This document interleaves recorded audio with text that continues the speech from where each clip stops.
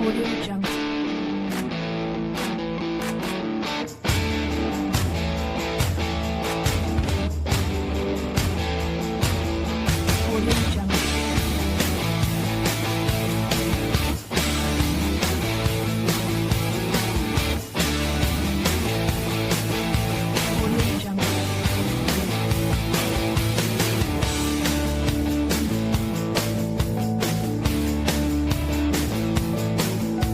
Audio Jungle.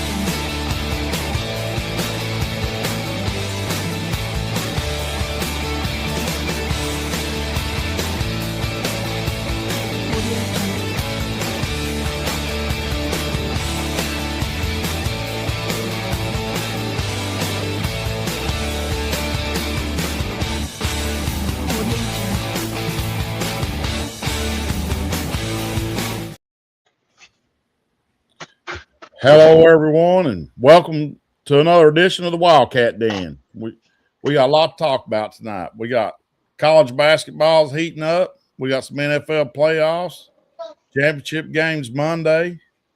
The transfer portal closes tonight. Although players can still get in, they can still go to a team, but they have to be entered by tonight unless they're part of the championship team or they wind up with a new coach or whatnot. But before we get started, I'd like to thank our sponsor, Old Bay Enterprises. They do house seats, driveways, ditching, retaining walls, grade work, extensive road work, land clearing, developments, carports, gravel, tree and stump removal, field dirt, stream crossings. And remember, everybody, if you don't want your heavy equipment tore up, have them transport it. In Southwest Virginia, Eastern Kentucky, and Eastern Tennessee. How we doing tonight, Zach? Doing good, buddy. How are you? I'm doing pretty good, trying to stay warm. We got about a foot of snow up here the other day and supposed to get down, wind chill's supposed to get down about 15, 20 below here in a day or two. I think we got a cold front coming in beginning of next week. I think Monday night or Tuesday night it's supposed to be like 9 degrees. That's what it's supposed to do here. A lot of times it's about the same down there, just a little bit different. Yeah, we got a little bit of snow there yesterday, but wasn't much. It's enough to call off school, but that was it. Well, Zach, do you want to go over the top 10 in basketball? Fine with me. Let's do that. We ain't did a top nothing in a few weeks, have we? It's been a while, yeah. Well, do you know what SEC schools in the top 10? We have one. Vanderbilt. And they got upset Tuesday night by Texas. Yep, they sure did. Yep, they was off to their best start in school history and then met Texas Tuesday night. I thought they was going to do something when they went out and got Stackhouse, but they didn't ever do nothing with him. No, that was a waste of a hire, if you ask me. I mean, he brought in best point guard in college basketball, and then they just they didn't do nothing. No, they laid a goose egg, buddy. They were bad. So that starts us at number 10. As you said, they got upset by Texas. They beat Alabama, LSU, which I don't know if Memphis is anything. I mean, I guess that's their big wins. So that brings us number 10, Vanderbilt, number 9, Gonzaga.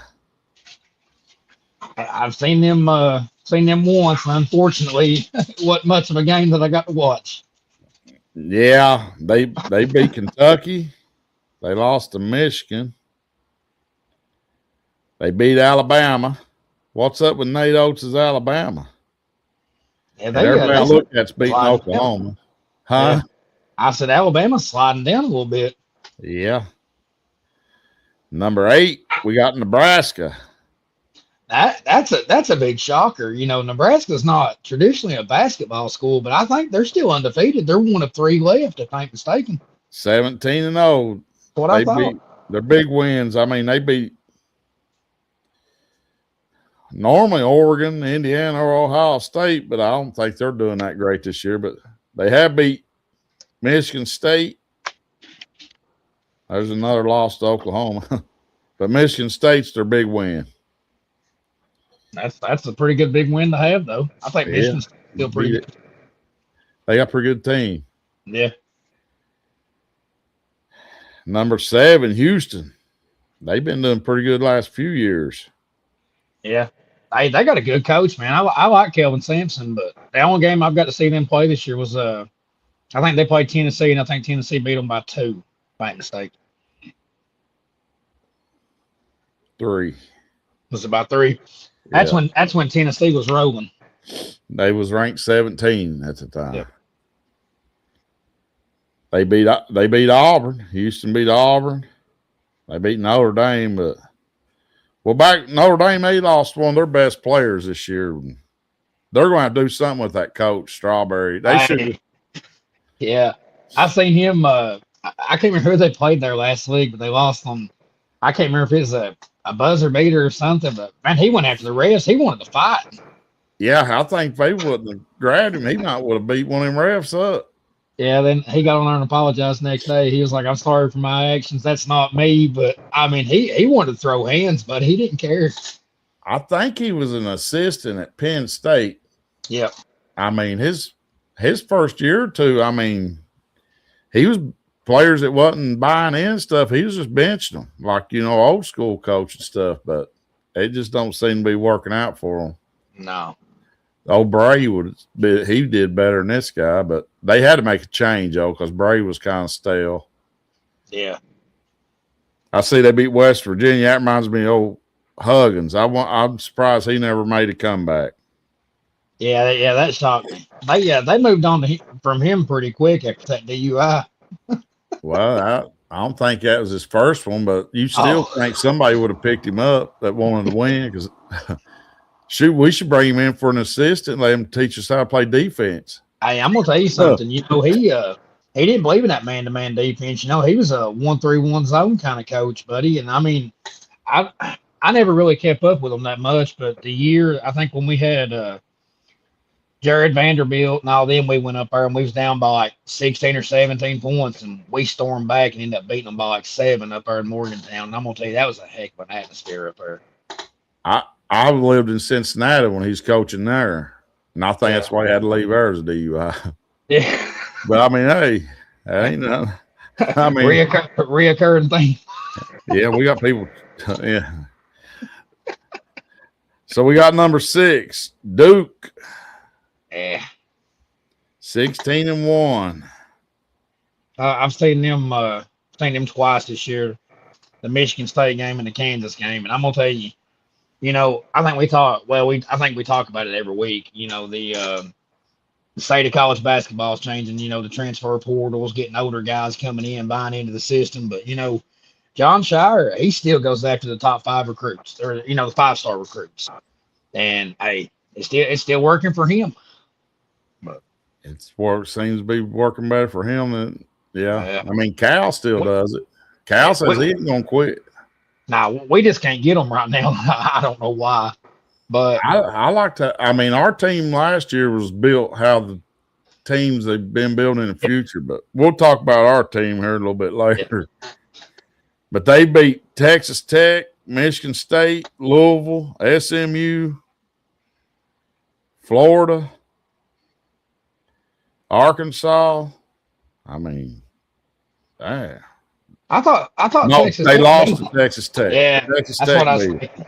Yeah, they had like a 7 or 8 point lead with like 2 minutes to go when Texas Tech comes storming back and ended up beating them, I think, by a point. Number 5, we got Big Purdue, which we beat them in an expedition game. That don't really count. But we beat them. And I used to laugh about how bad the Big Ten was, but it seems like this year there's quite a few top 10 teams from the Big Ten, so I ain't gonna trash talk them too much. Well, we can trash talk. Well, they're probably about to win the national championship in football again. And it ain't looking too good. The SEC's kind of going to have to do something. It's NIL's kind of showing where the money's at, I guess. Yeah, 100%. Number 4, we got Michigan. They're 15-1. Lost to Wisconsin the other night. 3-point game. Yeah, they was. I think they started 14-0, or it might have been 15-0. Then they just lost. I know it's one day this week, but I'm gonna tell you that I think they had a 3-game win streak, and I know they beat Auburn by like 30, beat Gonzaga by 40. I'm telling you, like they're good. Exactly. That's what I was getting ready to say. Yeah, They blow them out of the water. Yeah, they had, I think, in a 3-game span is a 3-day challenge down there, and it might have been Fort Myers, Florida, or somewhere. But I think their 3 wins was like by 101 points, and they were beating top 25 teams. So I mean, Michigan's good. Man, I hate to say it. Number 3, we got UConn. Oh, Dan Hurley. Dan Hurley. He won too much money. Could have been a Wildcat, but yeah, I'm glad we didn't pay him that money. I'm glad we got our coach. Yeah, me too. He ain't beat nobody. He beat Florida and Arizona, BYU. Well, Kansas. I guess they had beat a couple teams. No, they lost to Arizona. Arizona beat them by 10. No, not 10. By 4. A little bit difference there, but they're doing pretty good. And then we got Iowa State at number 2. Yeah, they just got smoked by Kansas this week. Yeah, 20 points. Yeah, that was their first loss. Yep. But St. John's hung in there with them. They only beat them by 1. They beat Purdue pretty handily too. I'll tell you, I'm surprised. Oh, Matt Painter stays at Purdue. I mean, he could go to a bigger school, and he's just loyal to that school. You know, the thing about him is he really don't recruit for some reason. I mean, he gets these guys out of the portal, and the people that he does get in, they're not even ranked in the ESPN 100, but he gets them to commit for 4 years, and by their junior, senior year, they are just, I mean, they're tough. Purdue's always, they're somewhere in the line of, a 1, 2, 3 seed every March. But the problem is, if they make it to the second weekend, it's like they just get outplayed because, like I said, the Big Ten in the last couple of years hasn't been really good. And then, obviously this year they probably got one of the best conferences in America. Then when they had Eby, see, even Eby stayed 3 or 4 years. Yeah. He was there 4 years. You're right. His last year, his junior year, he was getting it like a little more coordinated and getting a little better. But his senior year, he was pretty good. Yeah, and it was hard to stop him. Yeah. His last year, I think, Purdue went to the national championship and lost, but the year before that's when they got beat by the 16 seed Fairleigh Dickinson that had Ansley Almanor on there that played for us last year. Yeah. They was the second 16 seed to ever beat a number 1 seed.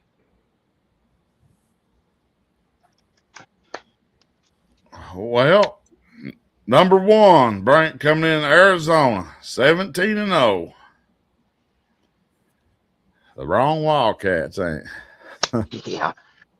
Well, let me ask you. Okay, so that puts Nebraska and Arizona. Who's the other undefeated team? Well, let's see. We got Arizona. Well, before we get going on that, Arizona's beat Auburn, Alabama,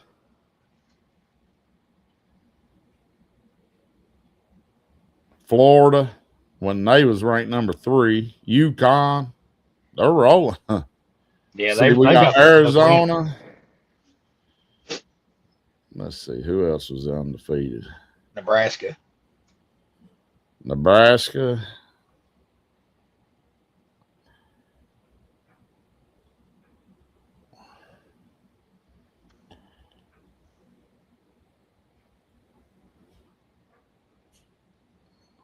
It might have been Iowa State, and Iowa State got beat. Might have been them three. Might It might have been them. Yeah. Could have been. Yeah. I'm not saying no. I didn't think I'd ever be saying Nebraska was one of the last unbeaten teams in college basketball, but Well, some other mentionables. We got North Carolina at 14. Texas Tech, they're 15. Alabama dropped 5 to 18. Florida's up 16 to 19. Lord, what are they doing? they beat Tennessee. They beat Tennessee Saturday 91-67. Tennessee's down 3 to 24. Yeah, if that would have been us at 21 and we got beat by 24 points, we would have fell out. Plumb out. We probably wouldn't have been top 30 after that game. Well, speaking of Kentucky, we're on 2-game winning streak. And I kind of liked what I saw the second half of that LSU game. I liked we had enough fight to get back in it, and I mean I know that last second shot that was good inbound, just really lucky to do it, but to even be in that position, we put up a lot of fight, overcame a lot of adversity, and I feel like if we keep playing like that, we got a good chance to make the tournament because I was counting us plumb out of the tournament. I mean, I was. The thing that concerns me the most is no matter if we're at home or we're away, it seems like the first, I don't know, we'll say 10, 12 minutes of a game, we cannot get going. Like Mississippi State Saturday night. We got down 16-6. Pope calls a timeout. We get it back. I think it's like 19-16. Mississippi State goes an 8-0 run, goes up by 11 again. And then it started clicking after that. And then all of a sudden, we're up by 20 points. The LSU game really surprised me because when we got down by 18 points, I was coming out of church, so I didn't watch the entire first half. And I listened to it on the radio just for a second. We ran in Taco Bell, and I kept checking the score. We got it within 9, and I said, all right, we might make a little run. Yeah. When Otega Oweh missed that tying free throw, I said, well, 1.6 seconds to go. I said, we've lost. And we got so lucky that we found the worst free throw shooter on LSU's entire roster. Misses both of them, and then the miracle happens down there again in Baton Rouge. I mean, but I'm gonna tell you something. Yeah, everyone can credit Malachi Marino on that shot, and I don't want to take no credit away from him. But I'm gonna tell you something. I have dogged Colin Chandler all season long. If it hadn't been for that pass, we wouldn't have won that game. He made two nice threes too. Yeah. And hey, I'm gonna tell you, when we needed a bucket, we got it from anybody on the court. But I'm gonna tell you another one that really stepped up was Aberdeen. 17 points, all in the second half. Yeah, that second half was good. I mean, that was all good. Yeah, and he's another one that me and you and Brent has talked about. That's just been, it's up or it's down. It's never consistent. He has a really good game, really bad game, really good game, really bad game. But hey, 17 points all in the second half. Chandler with a heck of a pass. Moreno drains the game winning bucket at the buzzer. They was a couple of those defenders wasn't even like by him. Well, You wouldn't be by the 7-footer. and you know what? They was a guy I seen it on Facebook or something, and they was talking about. He was like, "Why do you guard the inbound? Like, you have to go, the length of the court. Why not bring all 5 of yours back to guard the 4? Leave the inbounder alone." I have And heard that in the past. I have too. have heard that. And I think that's something that you hardly ever see though. But I mean, the only thing you're going to do is knock it out of bounds, and they're just going to try again. Yeah, and you might lose what 2-3 tenths of a second at the most.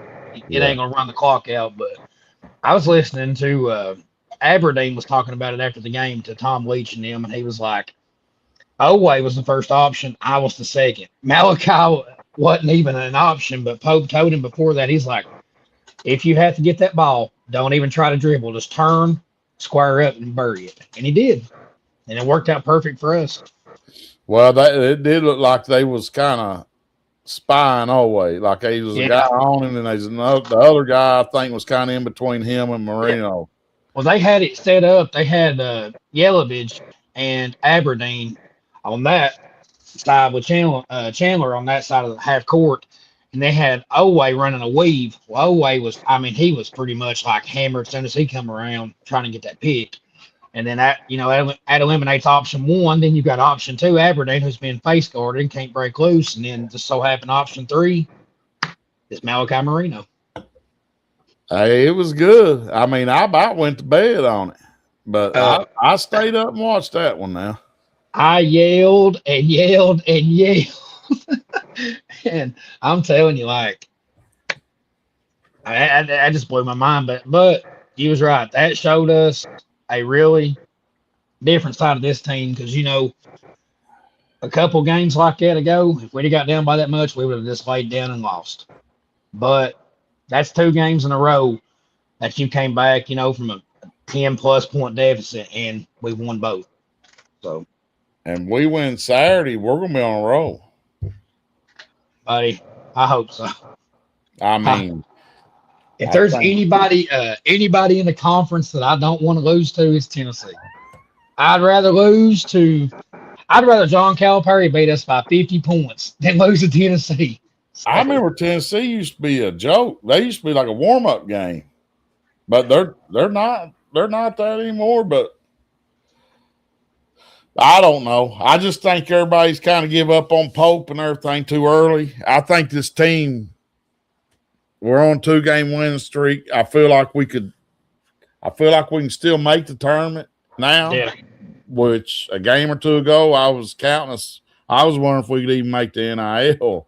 Well, but I mean, I tell you that loss to Missouri, really, I think it really had a lot of us fans down.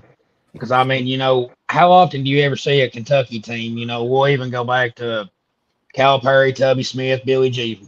How often do you see an 8-point lead with 3 minutes to go and you lose the game? Yeah, I mean, and then you got and Pope took all the blame. He was like, this one's on me. And then you come out, like I said a few minutes ago, you come out the first half against Mississippi State and you're just getting destroyed because you just can't stop anybody. I mean, and then you respond by second half, a 24-point win. Then you come out and you had 22 points. That's baloney right there. I don't think that's happening. Oh, Lord. I might talk to my dad about talking some sense into her, commenting that stuff. Lord, I got 2 tickers going up here. Well, there's our email. If anybody wants to email us with any suggestions or any that's our mailbag email or whatnot. But yeah, that Missouri game, I thought, well, we got this one. And I lay down to go to bed, put my sleep timer on. Before my TV shut off, I heard them say we lost the lead. So I just reached over and shut it on off. But that second half showed some hope. And I think Saturday, I got to see what time that game is because there's 2 12. NFL playoff. So it'll be before the playoff games. Good. Yep. But I want to say, yeah, it is. It's at noon. At Tennessee. It don't matter. But did you see that crowd at LSU? There wasn't a lot of people there. No. And I'm going to tell you, there's a couple of venues in the SEC that used to have, some of the best fan bases. Like I always dreaded playing at Florida, at Tennessee, at Arkansas, and at LSU. And LSU, it seemed like half their stadium was empty. Yeah. I mean, usually wherever Kentucky goes, they sell out because people won't see Kentucky. And the thing about it is, LSU was 12-1 at one point, but they started 0-4 in conference. So, I mean, maybe their fan base is a little mad, but I'm going to tell you, like, they put it to us first half, but the second half, we kind of controlled the tempo, which I know we still give up 39 points, or I think it was 39. No, it would have been 34. But, I mean. What's up? What are you talking about? What are you doing? I mean, second half, we come out and we put up 53 points. Well, we've been talking about that LSU game here. Another Mardi Gras miracle. Well, listen, that second half, absolutely, they played a lot better. That's what we was saying. That gives us some hope. I was just saying, I felt like after watching that second half, I feel like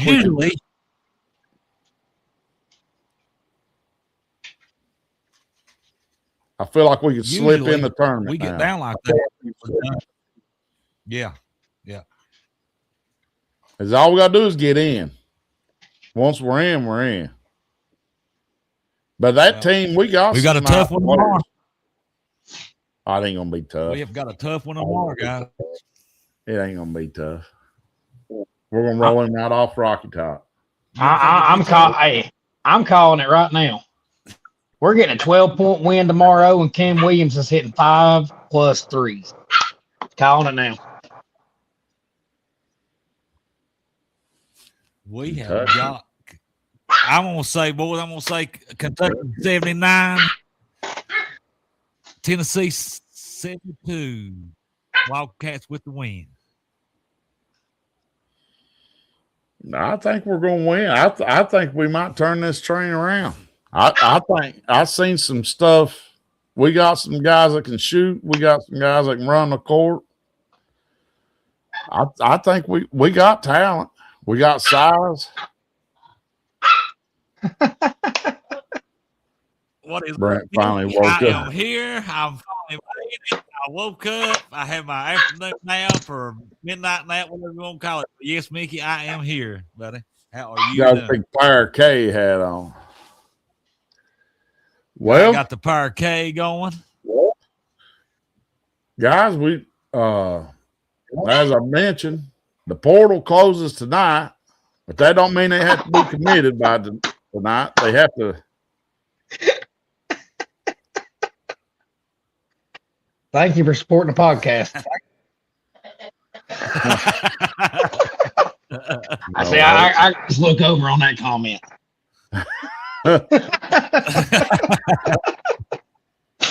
Rusty, you was talking about the portal. Did y'all mention the LSU receiver we got, Nick? What's his name? Got his name? Anderson. Well, we just brought the portal up.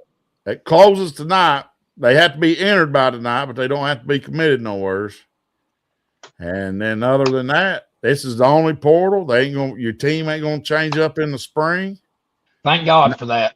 Now, unless you're on the championship team, I think they get like 5 or 6, 7 days after championship game to enter. They got other than that, if you have a coaching change, there's some kind of little thing you can do, but that's it. This is it. Yeah, I'm very thankful for that because I think having one portal is enough. I don't think like last year. We was talking a few weeks back that summer portal it's weird. It starts the end of June and it ended the beginning of August. Like I said, you got if you enter July the 30th and you commit August to we'll say 1st, You've got less right at a month to get acquainted, learn plays, everything with your team. I just think that's stupid. Yeah, then the coach makes you mad. You just go in the portal. Yeah, and I tell you, like I sent y'all that thing about Hartley Gilmore the other day. You know, he enters the portal last year at Kentucky. He commits to Nebraska, gets kicked off Nebraska's team, comes back to Kentucky, plays this year, enters the portal, commits to Louisville, signs with Baylor. Like, why? And you know the thing about this, you're going to ruin your name doing that. That reminds me, if I can find it, I don't know if you saw. Oh goodness, what's his name? Finley, TJ Finley. Oh yes. Seventh year, 7 different teams. 7 different teams In 7 years. And guess what? What's he doing in 7 years anyway? They gave him another waiver, but denied the Ole Miss quarterback. Yeah, they're in court. They're still in court, but fighting that. But I don't know in this particular order, but he started out at Auburn, I think. Yeah, and he did. He started out at Auburn and went to another. Let's see. I'm trying. I know he went to Western Kentucky, Georgia State, Tulane, Auburn. Yes.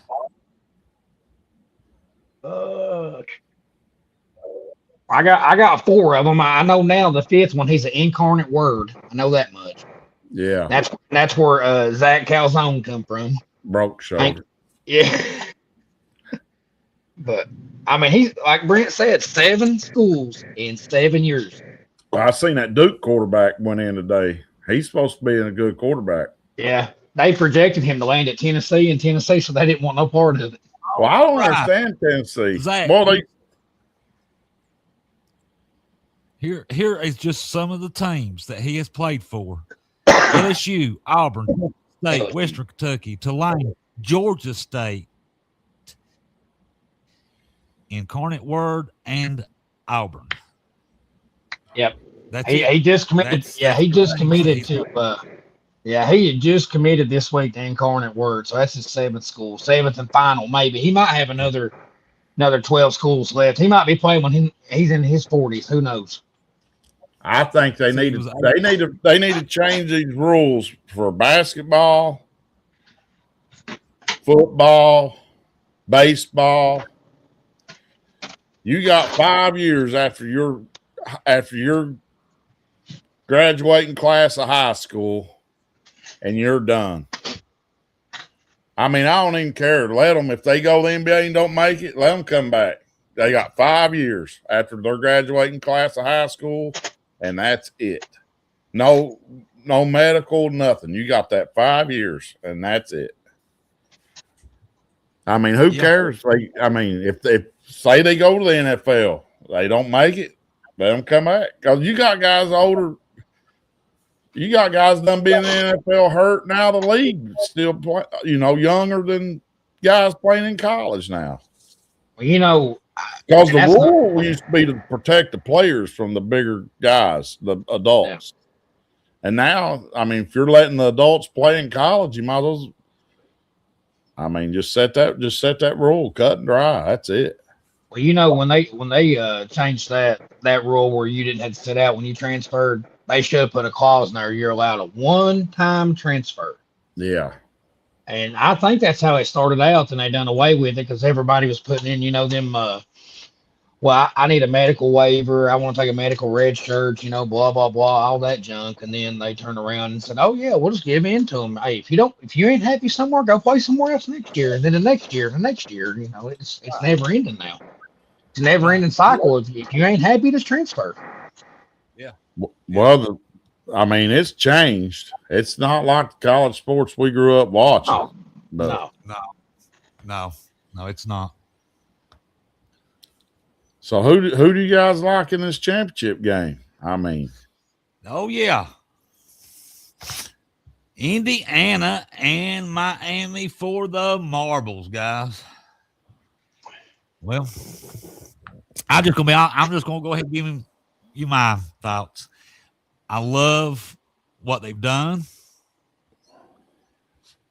How they have turned that program around. They are the team to beat. We thought Ohio State was all season, but evidently Indiana, to me, is a team to beat this year. I'm picking Indiana over Miami. Give us a score. Indiana 27, Miami 18. 27-18. Indiana.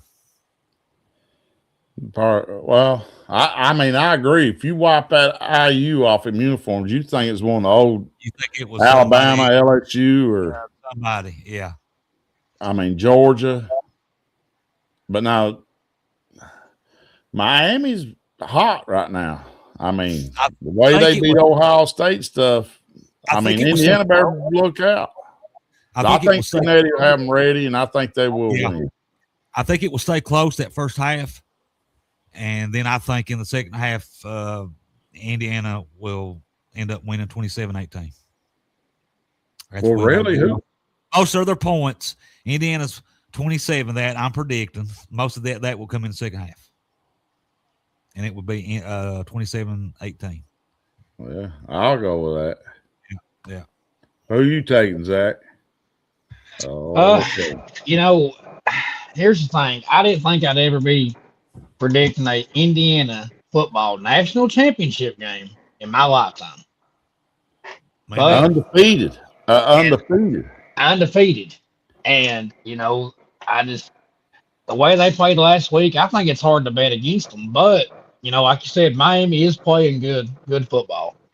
And Miami's defense is the real deal. Their defensive line, I mean, they're in the backfield every play on you. But I just think Indiana's got too many weapons on offense. Mendoza, he shows us each and every game why he won the Heisman. And I just don't see Miami being able to hold up with him for 4 quarters. So I'll take I picked Oregon last week, obviously. I picked Oregon to win the national championship. It didn't happen.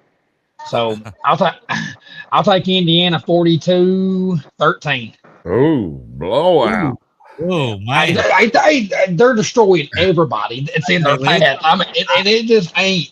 It ain't just a touchdown game. I mean, they are just straight up just whipping everybody. And they got 2 good running backs too. Especially was it Blackman or something? Yeah, I mean they're good. Yeah, that wouldn't surprise me.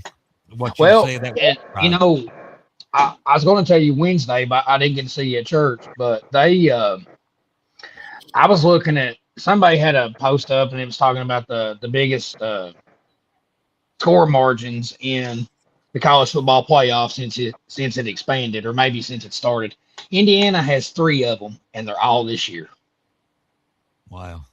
I mean, you talking about, you know, a 35-point win over Alabama. You're talking a 34-point win over Oregon.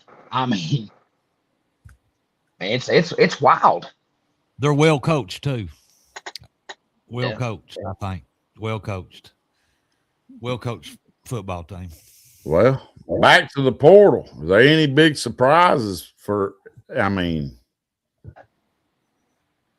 so what's Tennessee? You gonna stay with Joey Aguilar? Way it's looking. I mean, he was okay, but I can't see him lead them deep. No, they got like the number. I think he's a top 10 recruit coming in. He's like the number 1 ranked quarterback in America, and he's coming to him. No. So I mean, do you bench Joey and start him, or do you let Joey develop him a year? I might let Joey develop him until Joey starts about to lose a game. And then I'm putting him in. Who we talking about? Tennessee.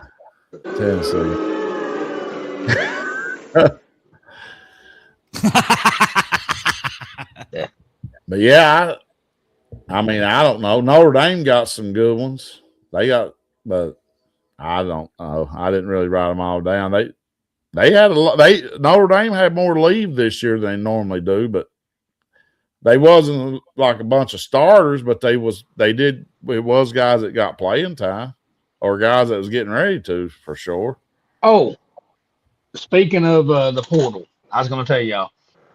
I got to looking on 24/7. I don't know if y'all go by that or not, but if you go by that, we have the let's see, Hurd that's coming from Tennessee is the number 1 ranked offensive tackle coming in the transfer portal.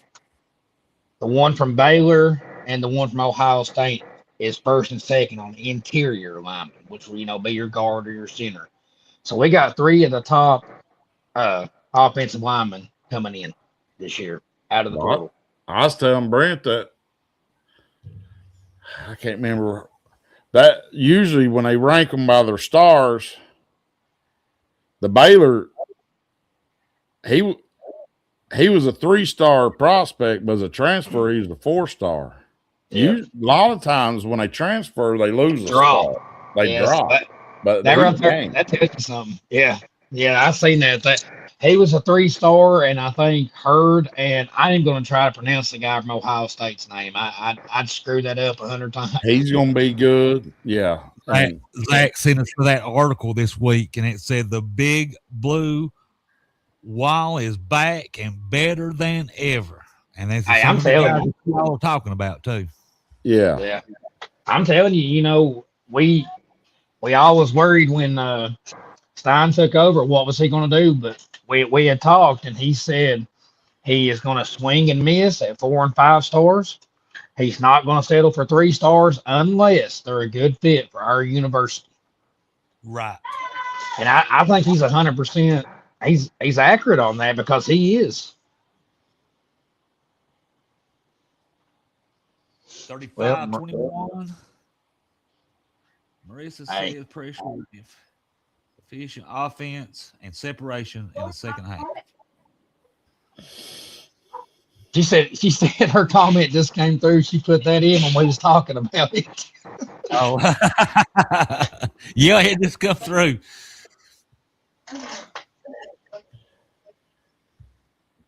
I'm seeing, before I never seen too many people wear Indiana gear up here, but it's all over the place now. I mean, they're all Notre Dame or Purdue. You used to have Michigan State. You never had hardly. You seen a little, but not much at all. Now everybody's got Indiana. It's all brand new too. It ain't like it got an old raggedy hat or something. It's all new. it ain't weathered, is it? No. But they've been paying. I've lived here all my life. Taking photo shoots and putting on Facebook. Hey, I'm for them. I'm like Hunter. Hey, I'm living here. I gotta go for them. Yes, I love that what Hunter said last year. Let's see what we got. Go ahead, Zach. Read that.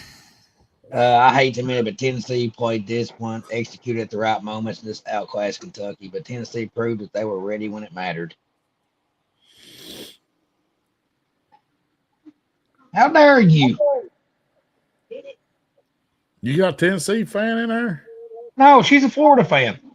That's what I thought. Speaking of Florida, I was going to ask this earlier. Is that big dude ever doing anything? No, he's terrible. He's still terrible. There you go, Josie. Marissa. Florida. Hey, what, Brent? There you go, Marissa. Florida Gators.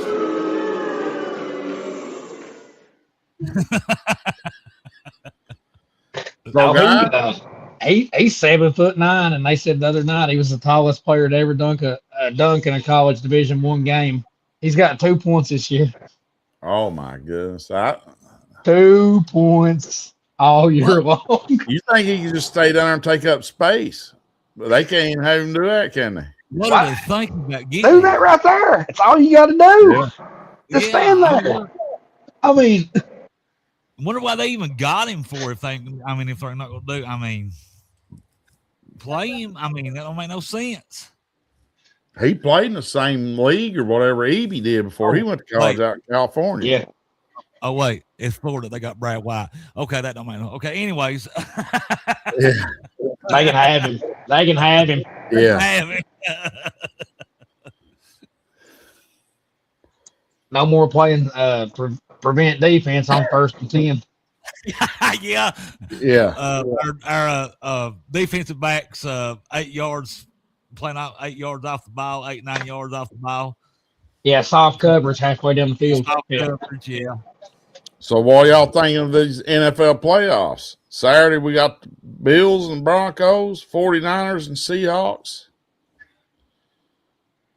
And Sunday we got the Texans and the Patriots and the Rams and the Bears. Okay, William says, I just like to see them play better defense. There was a few times that they didn't guard anyone and they got open shots and layups. Yeah, they did. Well, their defense has been lacking, but that second half they did a little better on everything. I think. Yeah. That's probably the best second half that we played all season long. I thought the one against St. John's we played was good, but the one that we played against LSU Wednesday night was the best second half game we've actually had all season. And I told Rusty we needed to break that cycle. We needed to get a win like that because, like I said, usually when we get down like that, 12-14, it's over. It's done. Well, and that's what I told Rusty. I think we needed to break that cycle. Well, that's what we was talking about before you got on. That we can't go in. We can't go in Saturday, or tomorrow. Now I forgot it's Friday. Man, this week's flew by. But if we go in and we go, the first 10, 12 minutes and we're playing terrible, we're in for a long weekend or a long Saturday. But we're gonna have to put together a consistent 40-minute game. We can't play bad first 15 and then try to play catch up the next 25. No, we can't do it. Can't do that. No. You're gonna start meeting these good teams. Arkansas is rolling, Texas is rolling, Texas A&M, Tennessee, Florida. they're all good. Yeah. We just can't play a 1/2 game and expect to keep winning the way we are. Pete says the Bills and the Bears. Is that your Super Bowl prediction, Pete? Little buddy? The Bears. The Bears. I don't think the Bears are going to beat the Rams. No. And the Bills and Broncos, I think the Broncos are going to get them. I'm going to tell you, man, nobody should sleep on the Broncos defense. I'm telling you. Yeah, it's good. I'm thinking out of these games, I think the Broncos, the Seahawks, and then Sunday, I think the Patriots and the Rams. That's who I'm taking. And if you ask me, the Vikings ain't in it. And if you ask me, we ain't that far up north yet, Brent. Maybe next year. Well, they shouldn't have got rid of Darnold, or maybe they would be. See? Hey, yeah, look at him. He's throwing up in Seattle this year, buddy. Anyway, go ahead, Rusty. Calm down. I think it's going to be the Patriots. And I don't know if it's going to be the Rams or the Seahawks in the NFC. I could see that. But now last year, Darnold did all that with the Vikings, then he had a bad playoff game. They was out. Yeah. Yeah, he should play better in playoff. I think it's going to come down in the NFC. I believe it's going to be the Rams and the Seahawks, and I think it's going to be the Broncos and the Patriots. That's what I think. Yeah. I don't I tell you what now, is it the Bills versus the Broncos this week? Yes, Saturday. Yeah. Hey, that's going to be a good one. Josh Allen against Denver's defense is going to be it's going to be a highlight reel. Hey, we got a foot of snow out there. I'm firing a smoker up tomorrow. It's supposed to be a low of 8 degrees. I don't have that baby out there smoking. I'll probably go through a whole bag of charcoal. Would it be crazy to pick the Rams and the Bills? No, we expect that. Be crazy. I'm gonna hold you to it. I'm going Rams and Bills Super Bowl. God, Bills. All them Josh Kentucky boys in Allen. that team. If we're talking about Super Bowl, I see the Broncos and the Seahawks. Or the Broncos. We're all different. We all pick different. I'm gonna go Patriots and Rams. Hey, that'd be a good one. And the reason that'd be I can see that too. that would be a good one. Drake May versus Matt Stafford. I mean, that'd be a heck of a quarterback game right there. Yeah, young versus the old. Last time that happened, was it the Rams and the Bengals? Who did the Bengals? Stafford come in there in his workout uniforms, and Burrow had that big suit and all that get up on. Same thing happened with Cam Newton and Peyton Manning. Peyton Manning showed up. Here comes Cam Newton, that big clown looking suit and all that stuff, and then got told him how to play. Yeah, I got embarrassed. Yeah. William says That's fun. The Bills, come on. William. I mean, the Bills are jinxed. I don't think the Bills can win a Super Bowl. Will's a diehard Buffalo fan, buddy. I remember I used to think they was going to win. They never did. What was Guys, it? Don't they have let me go over something right quick, Zach, if you don't care, before go ahead. we get back. Guys, if you got any questions for the show, any topics you want us to cover, email us at wildcatdenfantalk@gmail.com. Let us know. And hey, better yet, email us right here. If you want to come on the show and hang out with us, talk Kentucky, talk sports, come on, Joe. Hey, speaking of, I thought we were supposed to have another guest. That's Will. He's sick with stomach virus. Oh, yeah. Oh. Well, I got you last week. Yeah. But yeah, guys, just email us. If you want to come on the show and talk, hang out, talk about Kentucky, sports, anything. Just email us right there. All right. How's our women's basketball? Oh, women's basketball defeated Florida, Marissa. Beat Florida. He said the Kentucky women's basketball defeated Florida, Marissa. And holding on at 17-2 now, and still ranked 7. Well, Marissa said we'll see about on Valentine's Day about men's basketball. After we go down Rocky Top and beat Tennessee, we gonna be ranked? That's a good question, Marissa. Beat 3 wins in a row.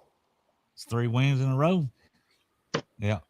They had said something. I had saw something before the LSU game that we stopped receiving votes to even get in the top 25 before that game. That don't surprise me. And and this is another thing. Pretty bad. Me and Rusty was talking about it earlier. That Kentucky, if we were 21st in the country, like Tennessee was, Florida comes in and beats them by 24 points. We would have fell way past 30th. Tennessee fell 3 spots to 24th. Tennessee has the same exact record as we do. Now, you explain that to me. Don't make no sense. Yeah, I mean, you're right. Yeah, Same thing in football, too. And, and I know after, once you get in the conference play, you could be ranked with 10 losses. I get that, but I think when you look at it from our standpoint, we cheer on one of the best college basketball teams to ever play the game. And you take Kentucky, Kansas, William, Duke, North Carolina, you get 4 or 5 losses, buddy, and they pretty much just blast you right out of the top 25. Then you'll have some teams you look in there that plays in a weaker conference that can have 4, 5, 6 losses and be right outside the top 10. So, and that's always made me raise an eyebrow. I've never heard Yeah, the booing like we had this year at Rupp, but maybe that's what it took to build a fire. And I hope it does. I hope that motivates us to have a better turnaround because I'm telling you, I never thought in my lifetime I'd ever see us get booed at Rupp Arena. I mean, I never thought there. I don't understand. Did Pope not have? It's like it's all our players have talent, but did he not have 100% control of who he went and got? Because it's like it's not even his style of offense or nothing. Or did he try changing things up a little bit, maybe thinking some of these guys can play defense? Something's just different. Something's different. Hey, like I said the other night, we've last year, when they hired him, he said, I'm bringing up a high up tempo offense. We're going to shoot 33s. I want anywhere from 25 to 33 shot a game. Well, they've been some games this year we've shot less than 10. Yeah, it's a whole different offense than last year. It seems like we play a lot slower too. And I know you can tell on the tempo, we're more of a half court offense this year. We're not, running gun back and forth up and down the court. Unless Solway gets a hold of it. Then I mean he's end to end quick. So but it's totally different from year 1 to year 2 for us, that's for sure. Zach Williams says, I had that up there. He said, sorry, guys, I'll be on there next time. William, get with Zach, and we'll get you on here, bud. We will get you on here. Next Friday. Somewhere you ready. 7:30, 8-ish. Somewhere through there. Yeah, we say 7:30, but more like 8. Well, guys, Tomlin stepped down, Pittsburgh. Florida's been executed at a high level. That's a lot of words. I just read a book. That's it, Zach. Me and her's going to talk after this podcast is over. I'm telling you. Okay. It's getting out of control. Getting out of control.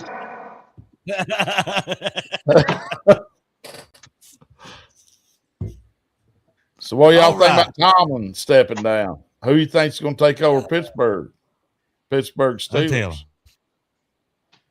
I know Marcus Freeman is dedicated to Notre Dame, but I think he'd be crazy not because they're loyal to their coaches. I mean, if they hire somebody, they're going to keep them.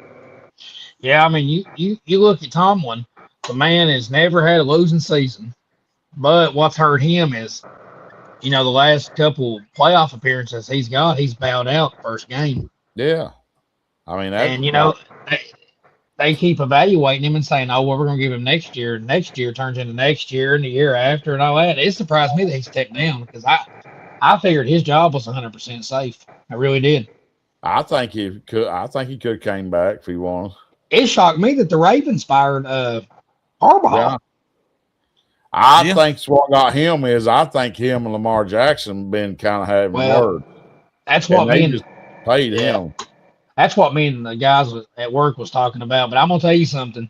I think this is my opinion. It could be anybody else's, but I think he landed the best coaching job in the NFL as far as rookie talents and young player talents. I mean, he's got Gadaboo, he's got Jackson Dart, he's got Malik Neighbors. I mean, he's surrounded by young talent.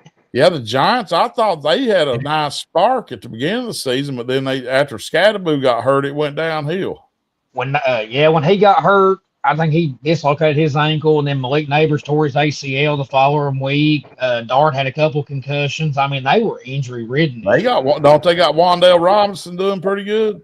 Hey, he stepped up when Neighbors went down. He was the wide receiver 1 up there, buddy, and he did great. I ended up with, I think he had well over 1,000 yards receiving this year. Yeah, he did good. So I mean, they got a bright future up there in New York. I mean, a lot better than the Jets. Did you see the thing I sent you where Benny Snell and Bowden playing in some little rinky-dink? They might as well come back to college. They probably got now, all jokes aside, though, you think they'd at least be on a practice team somewhere. Hey, I'll tell you what, Lynn Bowden was one of my favorite Mark Stoops players. I mean, the game against Virginia Tech, the man just hauls off and just right hooks a Virginia Tech player, then runs for 300 yards on him that game. So I he was know a thug, it. but he was good. Remember what man. he said at the end? Remember his interview at the end of that game when they beat Virginia Tech? He said, "Y'all keep disrespecting us. We like it. Keep on disrespecting us. We like it." Well, I mean, they knew he was going to run. Because Nobody Virginia couldn't Tech stop. thought we were gonna- Hey, It was that line. It was that offensive line is what was setting it all Virginia up. Virginia And Tech he was thought fast. we was going to run it when we scored that winning touchdown.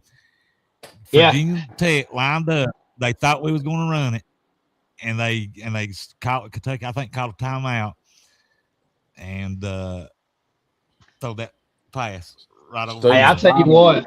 And let him throw it. Yeah. I remember listening to the announcers that game, and they said, "Hey, run it all day, chuck it for the week." I mean, and that's what we did. Yeah. Hey, but I'm gonna tell you, that was when Eddie Grant done, 100% of our play calling, and I mean, we had Sawyer Smith that hurt his shoulder, he was out, and touchdown Terry tore his ACL. So I mean, we was limited, buddy, and he flipped that whole offense around, and I mean, Kentucky led the nation that year in rushing like 300 something yards a game while we threw for like 90. I don't remember Lynn Bowden ever throwing for 90 a game. I really don't.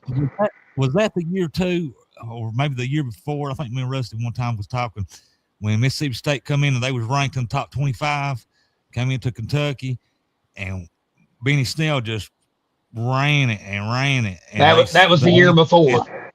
Okay, That was yeah, a good game. yeah. Actually, run it until they stop it, and Kentucky kept running it, and Mississippi State had a decent team because they was ranked. Yeah. they was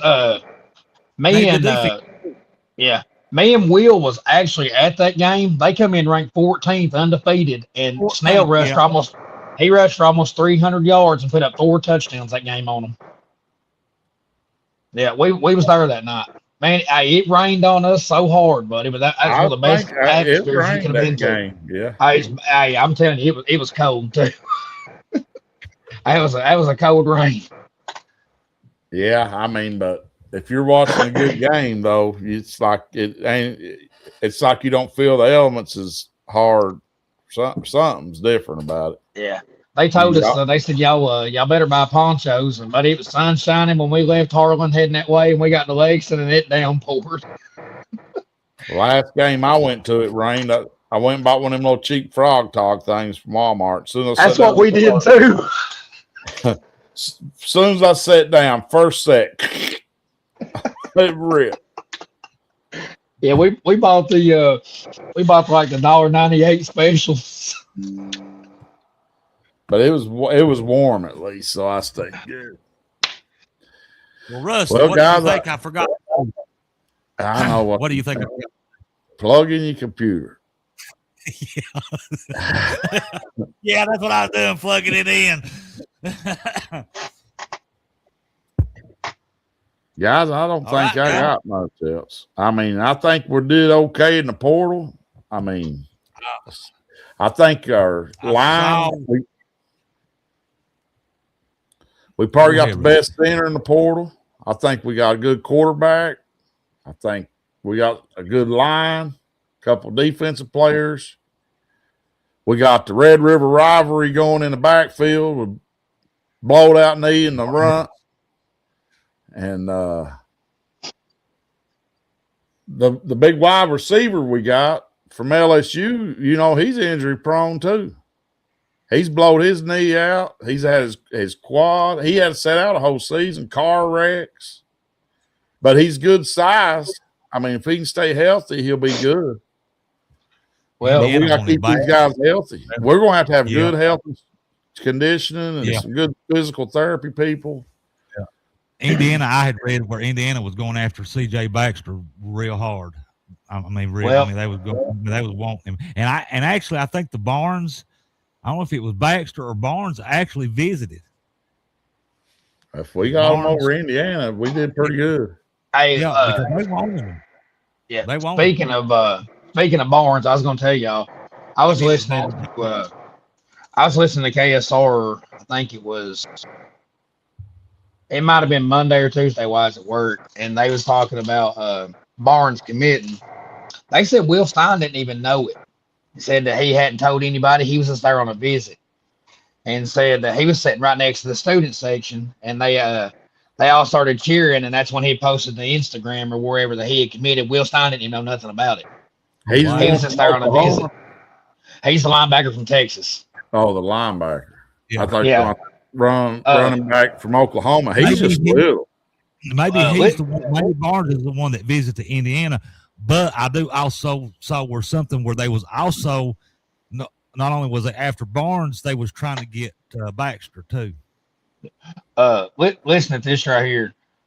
Okay, this is the portal rankings as of right now. This is the top 10, and there's there's 5 SEC teams. At number 10, you've got Texas A&M with 16 commits, 4 4-stars, 12 3-stars. You've got Kentucky at 8 with 27 commits. Only 26 of them's ranked, but 5 4-stars, 21 3-stars. And then at 3, you've got Ole Miss with 20 commits, 7 4-stars, 11 3-stars. Texas with 15 commits, 1 5-star, 6 4-stars, 5 3-stars. And you've got LSU with 33 commits, 1 5-star, 10 4-star, and 13 3-star. So right now we are ranked 4th in the SEC in the portal rankings. I think Lane Kiffin's going to be a bust. Well, I think he should have stayed right where he was at. Yeah. I mean, I hate think he to- grew up. He's changed, but he ain't ready for that. No, He- I think he- he'll get down there and he'll feel the pressure, and then he'll be another Brian Kelly. At Ole Miss, he was getting all the praise and everything was going good for him. He should just stayed right there. Yeah. My opinion. Well, money, yeah, that's what brought Brian Kelly out of Notre Dame, or he would still be here. And we was talking before. LSU's one of them schools that you can go to and win 10 games and still get fired. Yeah, I that's think what- if I was Marcus Freeman, I'd go to Pittsburgh. If I could get that Pittsburgh job, I'd take it. Now I know he's loyal or whatever, but Pittsburgh would be a good. If he could get that NFL job at Pittsburgh, I can see not taking the Giants because you might go 2 or 3 years and be back out on the street. Yeah. But Pittsburgh would be a good place for him.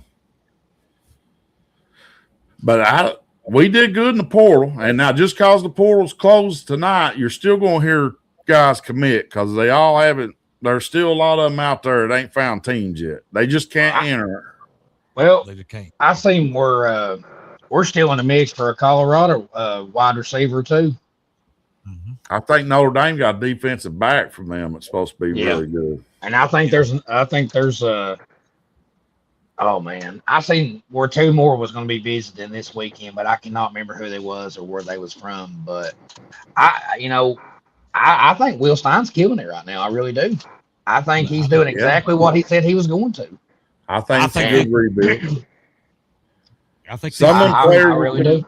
past injuries kind of you just got to take your chances on them, I guess. But we've done that before, and then it don't work out sometimes. I mean, you got a 50-50 shot. You're either going to get usually something once you out of it or run back, nothing. somebody blows their knee, and he didn't just he tore his after knee. some of the He names, I've done. heard going after the players that we got, and that's what you all just now got through saying a 50-50. I would rather take a shot on them, and they do work Then let- out, than then Indiana. let 'em walk somewhere else. Yeah. Well, I mean, and you think about last year, we got Dante Dowdell was one of the highest ranked running backs, and we got him, and guess what? He done good the first game, and then Seth McGowan broke out for the rest of the season, and just topped him as running back 1. And he's going to Georgia, and he's liable to rush for 1,000 yards next year. But I who mean, knows? you gotta have But- somebody. You gotta Yeah. have somebody. and, Yeah, and, I and think that guy. like Rusty said, we got Patterson, so we got a solid running back core. We got Patterson, Yeah, Patterson. Yeah, We got and now TJ you add Baxter. Yeah, Yeah, and I big, mean, big teams wanted him. if Baxter, And I followed Baxter the last few years, and I said a couple years ago, I said Texas is going to be tough because that running game. Then right before the season started, or whenever that's when he blowed his knee out. Well, then last year I said, well, that Baxter's going to be back. They're going to be good. Well, then it's his hamstring or something. He they were messed up. willing to take a chance on him, but we got him, and we was willing to take a chance too. And I We think can get him that's what- healthy. Put a good knee brace on him. Have somebody with one of them rolling Yes. pins over on his hand thing in between plays. We'll probably be This- all right. What I was wanting to say earlier, this recruiting season feels so much different from last. well, Well, last and- season was kind of a joke, but yeah. Stoops had to try something. Yeah.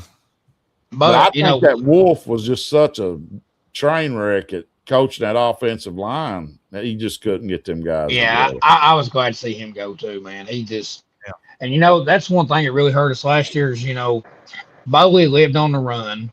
Calzada lived on the run the first game or however many snaps after had he played. And even we took a lot of hits in the backfield, a lot of passes that went negative and stuff just because we couldn't get the blocking. But, you know, I would rather see us be 2 or 3 running back deep, you know, and have one that breaks out for 700-800 yards, and you have one that's at 500, one at 300. I would rather see us be consistent and us be able to say, well, if Baxter's our number one, let's give him a break this second. We'll put Patterson in, or we'll put somebody else in, you know, and just rotate them and us be Rotate. productive. Yeah. Play the hot Yeah. hand. Yes, Exactly. right, yeah. Now, if Jason Patterson comes out for his sophomore year and the first game he comes out and rushes for 150 yards, keep feeding him. They ain't no need to That's take him out. Exactly. And the thing, I would rather see us get these big name running backs out of the portal and stuff rather than settle for, you know, John Doe that played at Mississippi Valley State in the MAC conference or whatever. You know, Agree. Yeah, I'd blow rather that see knee or something. not. Yeah, exactly. I mean, I'd rather. if you think that, I'm sure you had doctors look at them and stuff before you Yeah. sign them to a big thing. So Yeah, And too, Rusty, like We'll we've said, see. you know, Indiana was looking at them too. Some of these other teams wasn't. They was willing to give them a shot. And but like you said, Zach and Rusty, better rotate them out, be consistent, have 1-800-yard, 1-4, 1-5, solid run. well, his knee yeah. should be healed pretty decent by now. That was 2 years ago. yeah. I just really got to thinking about something just now. You know, like I was saying, we brought in, you know, one of the number one running backs in the portal last year, Dante Dowdell.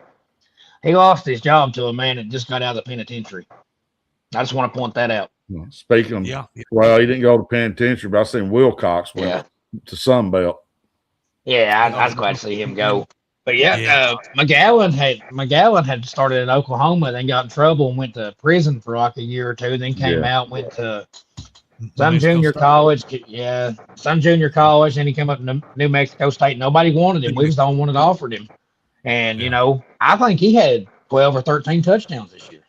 Yeah, he ran hard For us, too. though. I mean, he really Yeah. he He ran like he was angry, and that's what we needed. I mean, he was one of the few bright spots that we had on offense this past one of year. the few bright spots. I agree. I've heard a lot. But of we people didn't have talk about much. Without him, we didn't have nothing. No, we didn't. I Really? mean, our I offense mean, was. Rodriguez it was is good, but we got to teach him to hold on to the ball.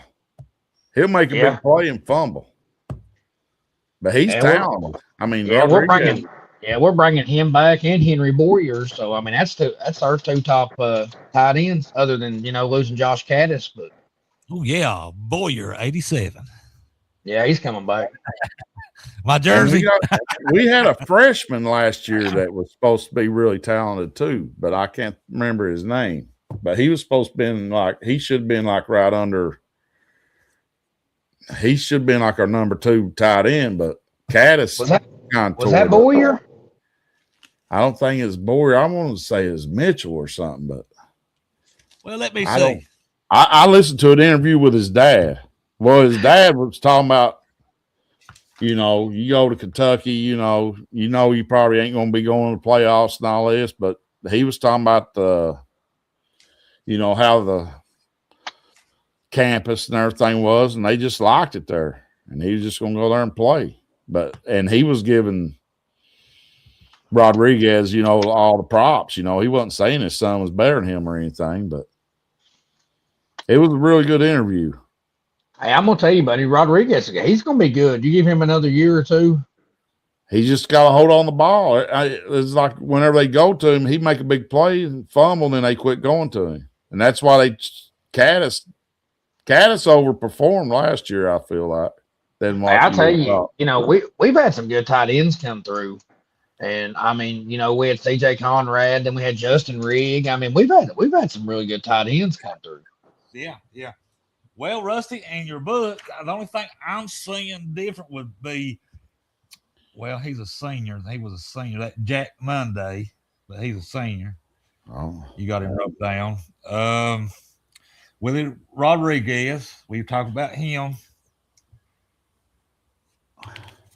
Let's see. Elijah Brown, 6'5", 260. But I don't see what grade he's in. Henry Bowyer, he's a junior, be a senior this year, transfer from Illinois. That's all I could find on that, Rusty. Well, I don't know what I'm talking about then. I think it's this. Well, you got a new book started, old buddy. I think it might be this McKeel Skinner. That was 4-star. He was a 4-star. That's who I was talking about. I probably just overlooked him there. I might not have him in there if he's a freshman because I didn't probably get all the freshmen. But he's supposed to be really good. But Rusty is starting a new book. So we'll have to he's 6'4", 231. Sophomore this year. He's another one looking for. Rusty's, like I said, he's doing another football book, and like in the off season in the spring, when everything's said and done, we'll go over, I guess, the roster and everything. Probably do that again this year. But guys, I don't have nothing else. And segments. Yeah, I'm out. I'm just one thing before we leave, right quick. Let's go back right quick before we get off of here. Predictions on Tennessee, Kentucky basketball tomorrow. Who you got, Zach?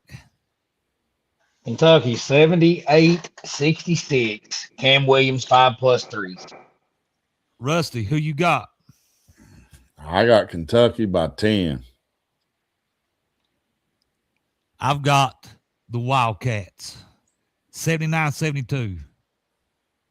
I'll take a 1-point win at this point. Yeah, I ain't gonna be big. Well, I'll tell you that second half of that LSU game gave me some hope because I didn't even know if we were gonna make the NIL.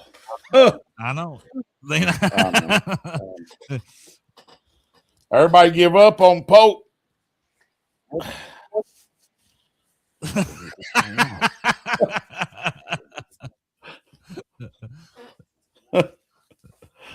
I just you cut my hair. Did you, Rusty? I didn't give up on Pope, did you?